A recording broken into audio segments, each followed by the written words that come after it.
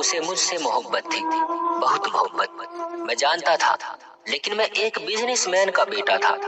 मुझे बहुत संभल कर रहना पड़ता था। लेकिन आपको सच बताऊं तो मैं खुद उसे बच्चों की तरह चाहता था। मुझे वो बहुत प्यारी और मासूम लगती थी, जैसे कोई परी होती है। वो थी इतनी खूबसूरत कि माँ ने मेरे कहने से पहले ही उसे मेरे लिए पसंद कर ली थी। और इस रिश्ते में कोई परेशानी भी नहीं हुई, क्योंकि वो मेरी माँ की दोस्त की इकलौती बेटी थी। पापा का मुझ पर फुल कंट्रोल था। वो मुझे अपनी नजरों के सामने रखते, हर जगह, हर मीटिंग में, हर एक बिजनेस डील में। उन्हें औरतों का दखल देना बिल्कुल पसंद नहीं था। बस हालात कुछ ऐसे हुए कि नानू की तबीयत बहुत ज्यादा खराब हो गई। यहाँ तक कि एक दिन डॉक्टर ने उन्हें जवाब दे दिया, लेकिन उनकी जुबान पर एक ही बात थी कि मेरे जीते जी माहिर की शादी करो।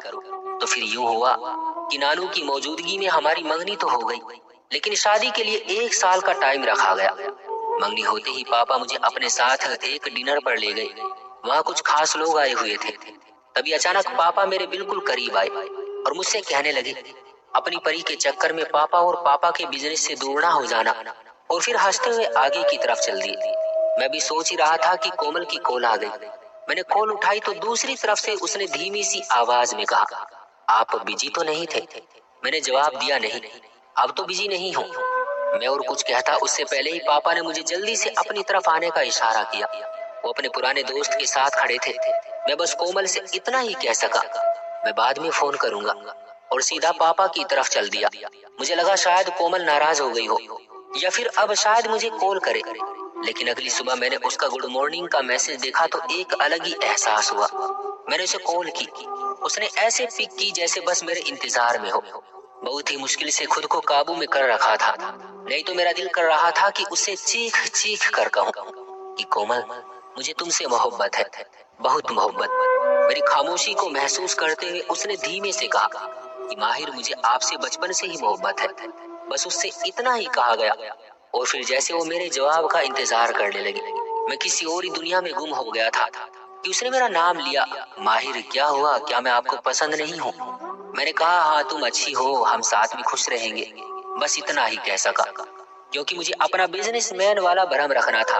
फिर उसकी आवाज आई, आपका अच्छा कहना ही मेरे लिए काफी है, लेकिन आप मुझसे दिल खोलकर बात क्यों नहीं करते? बहुत कंजूस हैं आप इस मामले में। ये कहते वो हल्की हल्की हंस रही थी, और फिर उसने कॉल काट दी। फिर कम से कम 1 हफ्ता हमारी बात नहीं हो सकी। मैं बहुत बिजी था और दूसरे शहर में रुका हुआ था। और फिर नानू की दुनिया से चले जाने की खबर आ गई। उनके जाने के बाद सब बहुत उदास हो गए थे, और फिर मैं कुछ दिन के लिए एक और शहर चला गया। कुछ काम थे, कुछ दिल उदास था नानू के लिए। एक दिन कोमल की मम्मी की कॉल आई। उन्होंने कहा कि तुम्हारी होने वाली पत्नी जिद कर रही है कि वो सिलाई सीखना चाहती है, और वो जगह हमारे घर से जरा दूर है। अब अगर तुम अनुमति दो तो मैं कोमल को अनुमति दूं। मुझे सुनकर बहुत खुशी हुई कि उसने इतनी सी बात के लिए मुझसे अनुमति ली, और मैंने सासू माँ से कहा, ठीक है, मैं खुद लेकर जाया करूंगा और साथ वापस लाया करूंगा। 1-2 दिन में घर वापस आने वाला हूँ। फिर 2-4 दिन के बाद जब मैं घर आया तो उसने मुझे मैसेज किया कि कल सुबह 8 बजे क्लास है, 1 घंटे की। मेरे लिए ये काफी मुश्किल था, क्योंकि मेरा ऑफिस टाइम भी था। लेकिन मैंने उसे कहा कि ठीक है, तुम तैयार रहना। और अगली सुबह मैं उसके घर के बाहर इंतजार कर रहा था। कोमल का घर हमारे घर से अगली गली में था। कोमल के पापा इस दुनिया से बहुत जल्द चले गए थे। वो घर से निकली तो मुझे हैरत का झटका लगा। उसने अपना चेहरा छुपाया हुआ था। उसने मुझसे कहा, तुम ठीक हो? मैंने कहा, हाँ, मैं ठीक हूँ। बातें करते हुए बैठ गई। मैंने ड्राइव शुरू कर दी, और इसी बीच मैंने हंसते हुए कहा कि मुझसे भी घूंघट। उसने अपने चेहरे से वो कपड़ा हटाया और मुस्कुरा कर कहा, आपसे नहीं, आपके लिए दूसरों से पर्दा। वो पल क्या था? मैं बस महसूस करता गया। मेरे साथ एक परी थी, एक अधूरी सी मोहब्बत थी। वो एक बड़ा सा बंगला था, उसके आगे सिलाई सेंटर था। वहाँ एक औरत थी जो सिलाई सिखाती थी। वो लोग मुझे एक सीट पर बैठा देते थे, और फिर मैं कोमल के वापस आने का इंतजार करता रहता था। पापा मेरा 1-2 घंटे इस तरह गायब रहना काफी नोट कर रहे थे, और 1-2 दफा उन्होंने मुझे टोका भी था, लेकिन उन्हें असल वजह पता नहीं थी। वो बस माँ और कोमल की मम्मी जानती थी। सब कुछ इसी तरह चल रहा था। वापसी पर वो मुझसे बहुत सी बातें करती थी, और मैं बस सुनता रहता था। 1-2 दफा उसने कोशिश की कि मैं उससे अपनी मोहब्बत का इजहार करूं, लेकिन मैं सोचता था कि जब विदा होकर कोमल हमारे घर आ जाएगी तो तभी अपनी मोहब्बत का इजहार करूंगा। और फिर एक दिन वो हुआ जो नहीं होना चाहिए था। मतलब पापा को पता चल गया और उसी दिन वो गेट पर ही मेरा इंतजार कर रहे थे। मैंने गाड़ी रोकी, हम दोनों बाहर निकले। उन्होंने कोमल को देखते ही कहा कि मैंने आज ही कोमल के लिए एक ड्राइवर रख लिया है, आज से तुम ये ड्राइवरी छोड़कर काम पर ध्यान दो। पापा बस इतना कहकर घर की तरफ पलट गए। कोमल ने मेरी तरफ देखा और वो भी अपने घर की तरफ चली गई और फिर हमारी रूटीन बदल गई।